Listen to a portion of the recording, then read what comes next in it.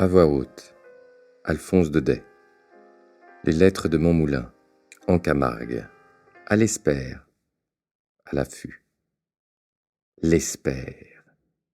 Quel joli nom pour désigner l'affût, l'attente du chasseur embusqué et ses heures indécises où tout attend, espère, hésite entre le jour et la nuit.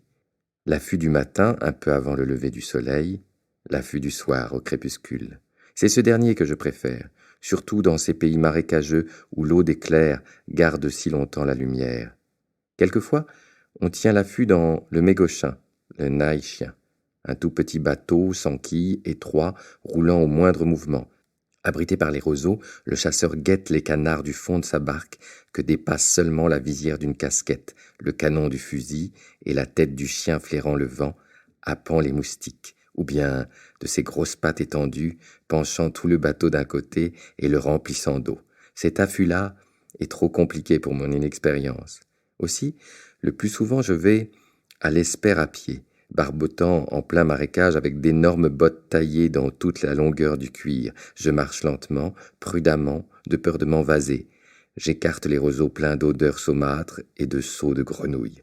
Enfin, voici un îlot de tamaris, un coin de terre sèche où je m'installe. Le garde, pour me faire honneur, a laissé son chien avec moi.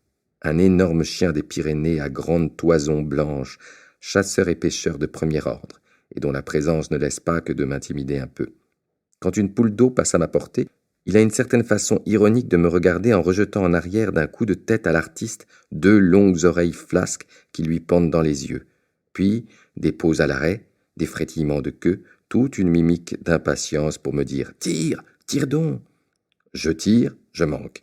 Alors allongé de tout son corps, il bâille et s'étire d'un air las, découragé et insolent.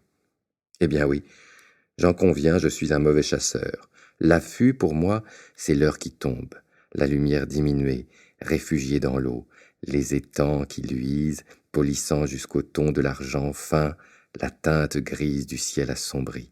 J'aime cette odeur d'eau, ce frôlement mystérieux des insectes dans les roseaux, ce petit murmure des longues feuilles qui frissonnent. De temps en temps, une note triste passe et roule dans le ciel comme un ronflement de conque marine. C'est le butor qui plonge au fond de l'eau son bec immense d'oiseau pêcheur et souffle « Rrrr ». Des vols de grues filent sur ma tête. J'entends le froissement des plumes, les bourriffements du devet dans l'air vif, et jusqu'au craquement de la petite armature surmenée.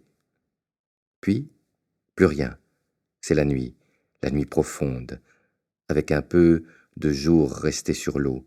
Tout à coup, j'éprouve un tressaillement, une espèce de gêne nerveuse, comme si j'avais quelqu'un derrière moi. Je me retourne et j'aperçois le compagnon des belles nuits, la lune, une large lune toute ronde qui se lève doucement avec un mouvement d'ascension d'abord très sensible et se ralentissant à mesure qu'elle s'éloigne de l'horizon.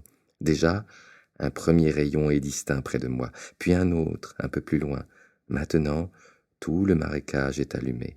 La moindre touffe d'herbe a son ombre. L'affût est fini. Les oiseaux nous voient. Il faut rentrer.